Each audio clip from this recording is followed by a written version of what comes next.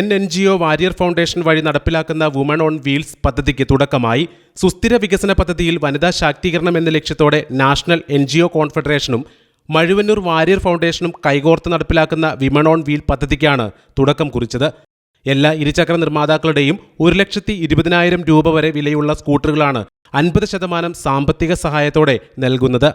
സമൂഹത്തിൽ സാമൂഹ്യ പിന്നോക്കം നിൽക്കുന്ന സ്ത്രീകൾക്ക് സ്വന്തമായി വരുമാനം കണ്ടെത്തുന്നതിനും സമൂഹത്തിന്റെ മുഖ്യധാരയിലേക്ക് കടന്നുവരുന്നതിനും അവസരമൊരുക്കുക എന്ന ലക്ഷ്യത്തോടെയാണ് ഈ പദ്ധതി നടപ്പിലാക്കിയിട്ടുള്ളത്. National NGO confederation national coordinator Ananthu Krishnan ചടങ്ങ് ഉദ്ഘാടനം നിർവഹിച്ചു.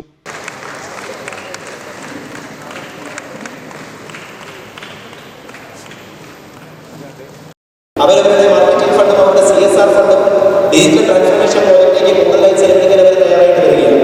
ആ ഒരു ഡിസ്കഷൻ ഞങ്ങൾ മുമ്പോട്ട് പോകുന്നതിനിടയിലാണ് സജിയായി കഴിഞ്ഞ ദിവസം ലെനോവയുടെ കമ്പനിയായിട്ട് ബന്ധപ്പെട്ടത്. നാളെ രാത്രിയിൽ അതിന് മീറ്റിംഗ് നടക്കുകയാണ്.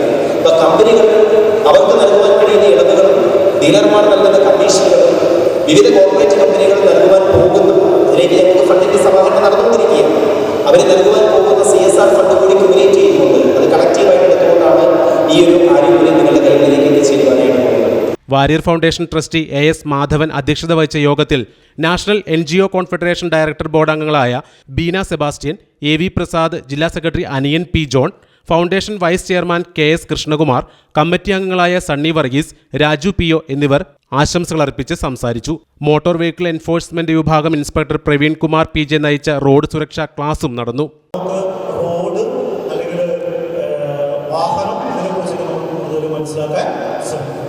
ഒരു അപകടം വന്നു കഴിഞ്ഞിട്ട് നമ്മൾ ചിന്തിച്ചിട്ട് കാര്യമില്ല. പലപ്പോഴും ഞാൻ ചോദിക്കാറുണ്ട്, ആർക്കെങ്കിലും എപ്പോഴെങ്കിലും ആക്സിഡൻറ്റ് പറ്റിയിട്ടുണ്ടോ എന്ന് ചോദിക്കുന്ന കഴിയുമ്പോൾ അതിനുശേഷം ഇതൊക്കെ ചിന്തിച്ചു കൊടുക്കും.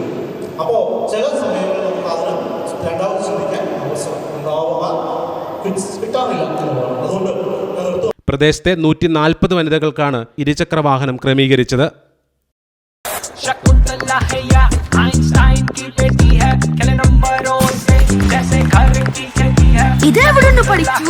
SIP Abacus Maths മാത്രമല്ല അതിലുമധികം SIP Abacus Maths plus concentration plus better learning.